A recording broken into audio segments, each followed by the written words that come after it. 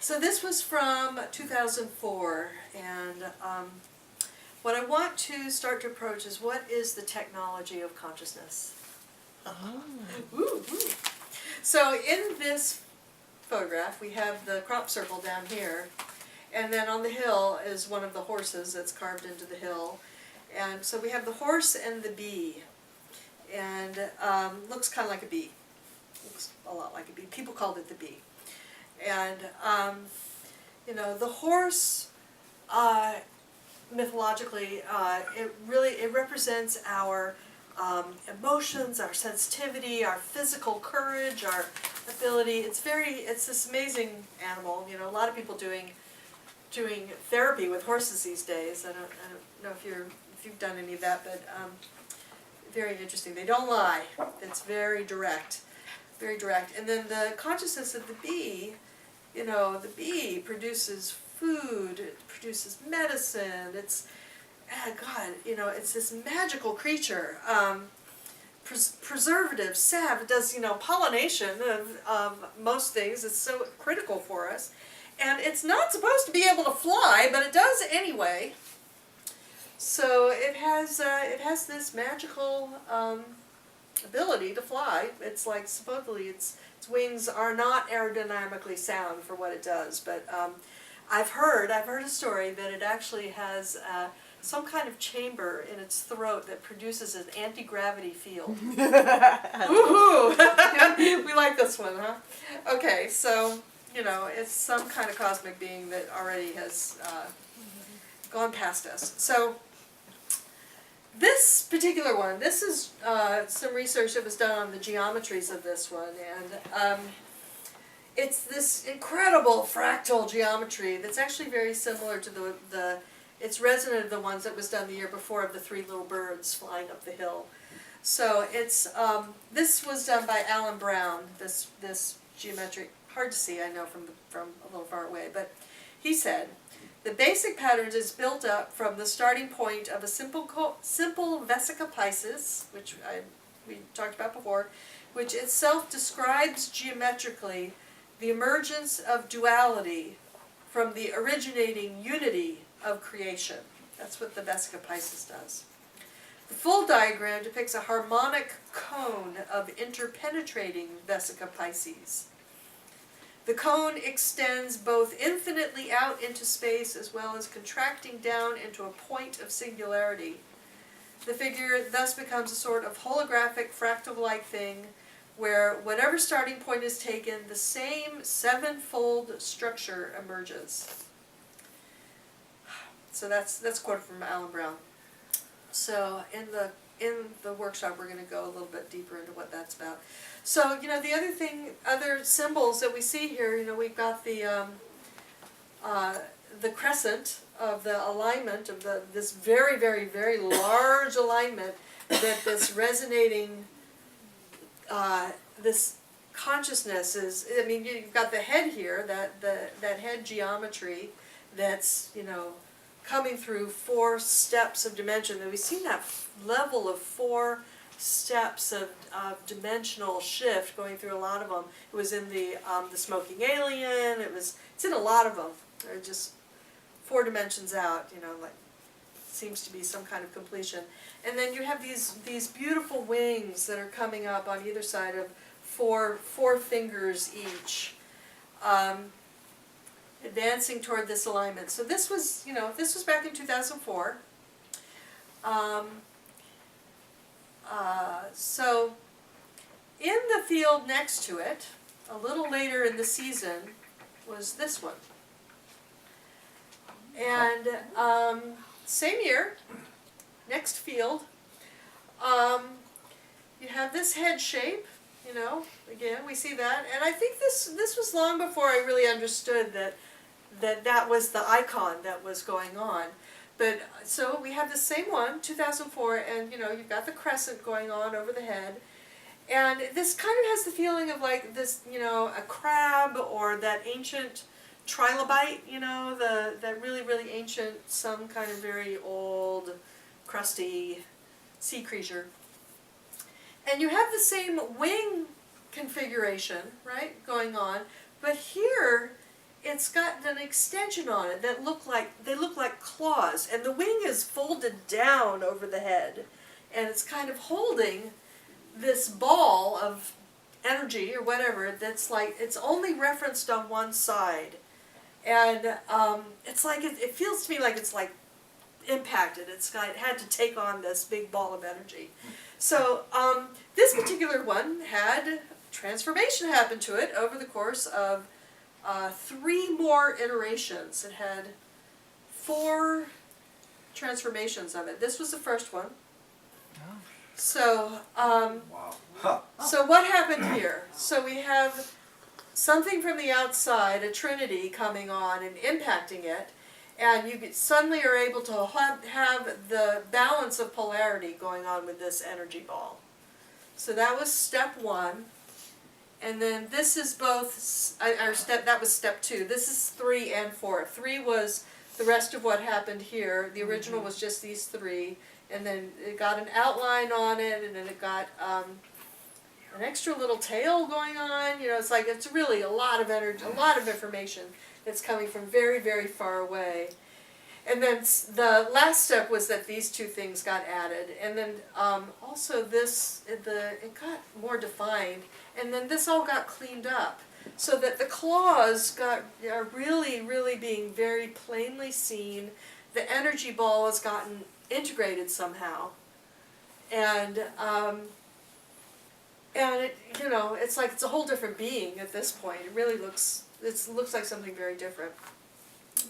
So and this is just to show you, there's the horse, this is the bee from earlier in the summer, and this is July 31st, and they're both referencing the horse.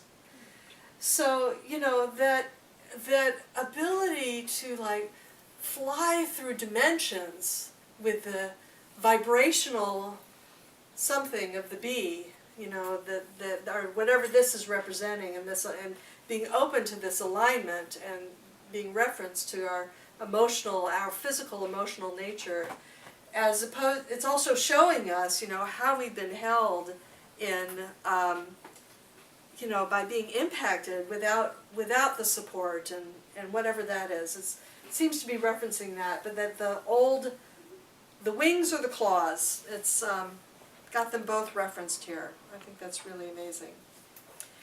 So this was the following year. No, this was in 2009.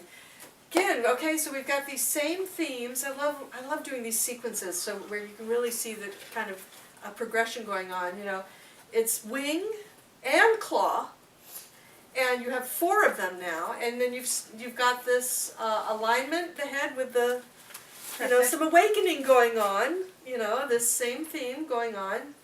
And here, those wings, 4 of them, you know, there's some kind of feeling of, we see ourselves in the center, there's some kind of orientation with the 4 directions, and there's some spin and movement going on. And this one actually had a little bit more happen to it later in the season, where it had like handles put on it or something. Very, very interesting. But so, you know, the claws, the 4 clawed, sticky somethings. To me, I went through a lot about in consciousness this past year, about looking at fear, and you know, it seems to be referencing getting past fear, and that there are 4 of them. You know, this idea of the 4 horsemen of the apocalypse. That there are basically 4 categories of fear, and that's also something that we can look at in the workshop. So I'm not going to go into too much about that right now. But here it feels like that what has been grabbing us, you know, our fears grabbing us, it's loosening up here in this particular one. This was in 2005, which was the following year after the bee and the crab. And this is actually the center of one that I'm going to show you the rest of it in the next slide. But, you know, here you have a kind of a sun or a horse head surrounded by all this chaos, but also, you know, really held very securely in this ring. And the horse head in Hindu astrology represents the sun, and this kind of does look like a blazing sun too in the center. So this is that figure that I just showed you in the center there, and it's being given its orientating field, and very, very lovingly protected. And look what's in the same field with it. Ha ha! Could it be? Could it be that we are supposed to awaken? Could it possibly be? Diamond. Yes, the diamond again, right, the diamond crystalline receiver and transmitter. Is that the interference pattern? It's both, it's interference pattern, it's actually, if you really want to go into the I've looked at this one for a long time, it's interesting, this vesica here doesn't extend all the way across. You've got two vesicas that are overlapping and then twisting their way around, actually creating these diamonds. And again, you get 4 levels of diamonds, so you have that number 4 again. And so there's definitely something there. Eat your fears. Okay, so to me this was a description of what happens how to eat your fears, what that is. So, you could read it from either direction, but right now I'm reading this. This really looks kind of like a digestive tract, either eating or pooping, I don't know which way, but here I'm going to take it that it's swallowed something. Here it like swallowed something, and he's gagging on it. it's like it's stuck in his craw here, but when it finally starts to get in, there's some kind of duality, and it's very static, and he's trying to digest it. It's just getting bigger. And 4 times, you go through 4 iterations of this, and suddenly it gets on the 5th one, a ring comes around it, and then it starts to resonate, it starts to really do something, and then it starts to really get digested. And when it finally gets to the center, it has this yin-yang in the lei, this beautiful yin-yang that's right in the center there. And then as it continues to finish getting digested, then you start to see that the whole thing is that pattern.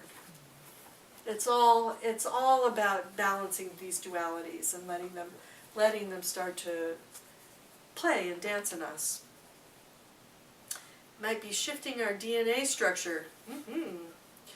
Our emotional states. They've done experiments with DNA and emotion, where with fearful contracted emotion, they've actually seen the DNA knot up and get very complex. And when someone who can relax and feel love and feel circulation of their field, the DNA relaxes and it like pulses and dances in a different way.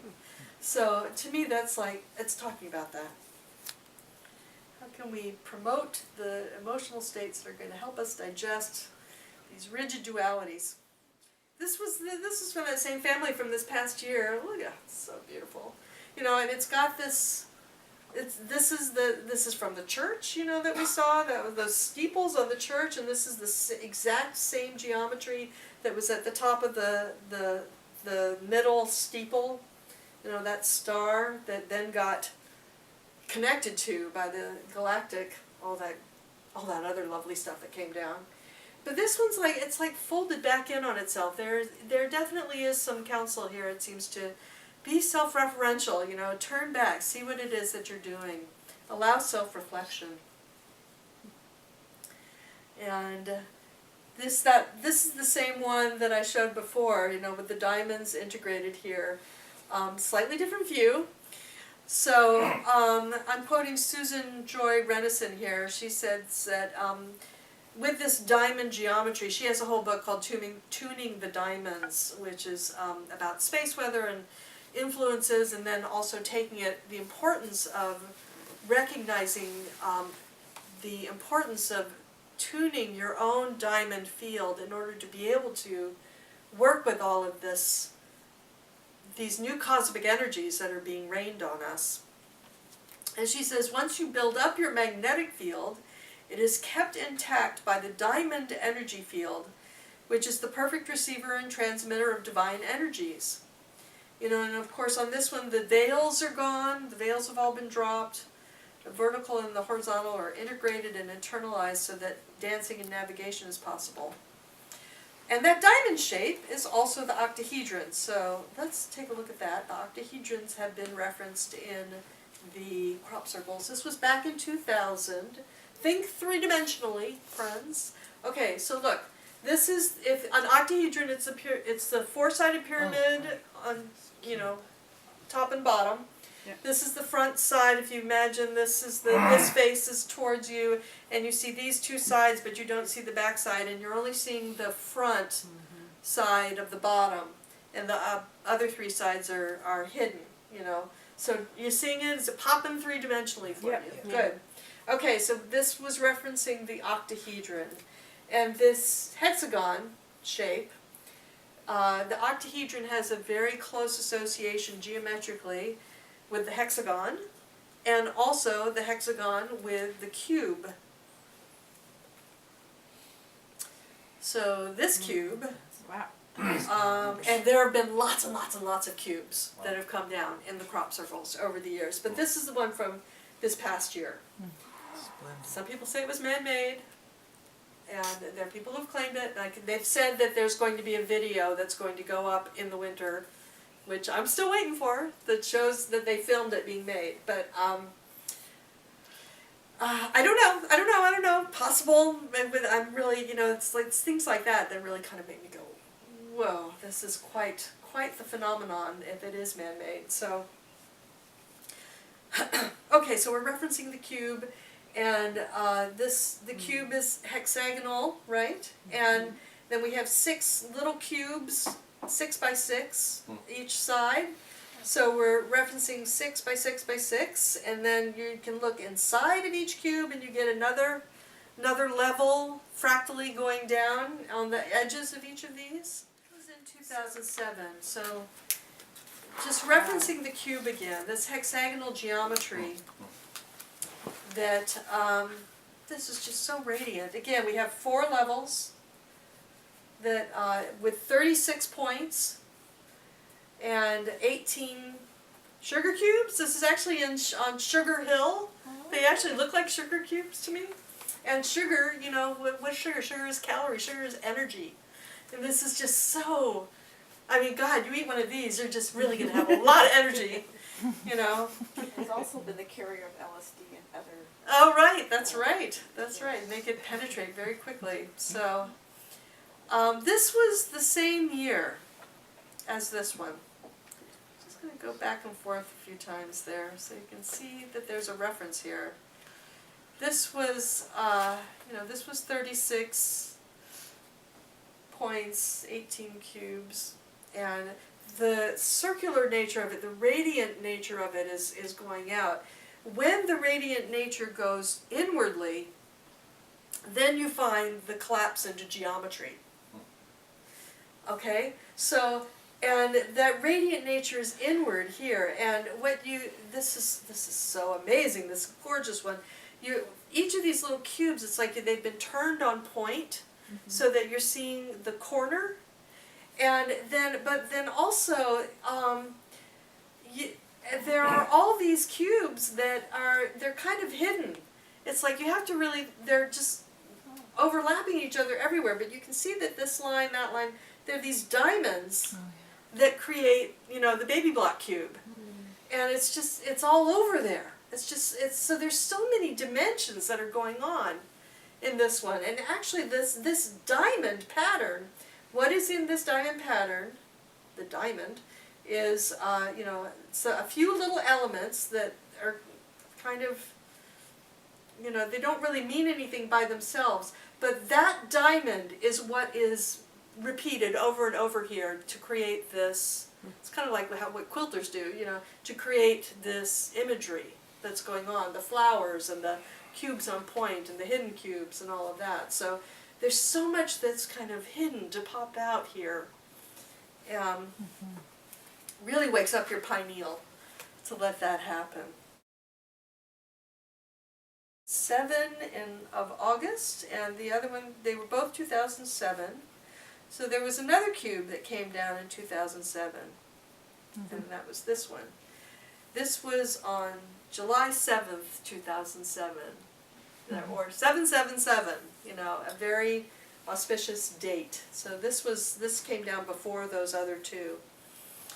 And this is a, you know, it's referencing got 6 rays on each side. This could be a carbon 12 has a cubic geometry, and you know, past oxygen, carbon is what it's the most abundant element in our bodies. So 777, there were 2 other crop circles that came down on this same date. This was one of them. Wow. So really, really clear yin-yang. That's like, no doubt about it, that's what this is representing. And there have been lots and lots, I have a whole file of crop circles that that reference yin-yang in very imaginative and creative ways that make you really expand how you look at that. But this one, clear, just yin-yang, however, completely surrounded by a zodiac of pyramids, you know, that have come back online, apparently. So there's something about the energy of the pyramids and the yin-yang balance, and then the other one that came down on the same day was this one. And this one was witnessed. It was absolutely huge, and it looks like that, does it not? The Om symbol. And the Om, so you know, the Counsel, let's go back.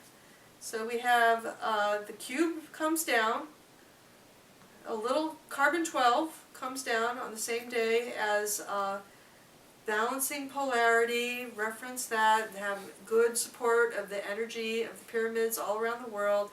Let the vibrational sound of the universe, the Om, come and support this carbon 12. And then what happens to carbon when it's under pressure for a long time?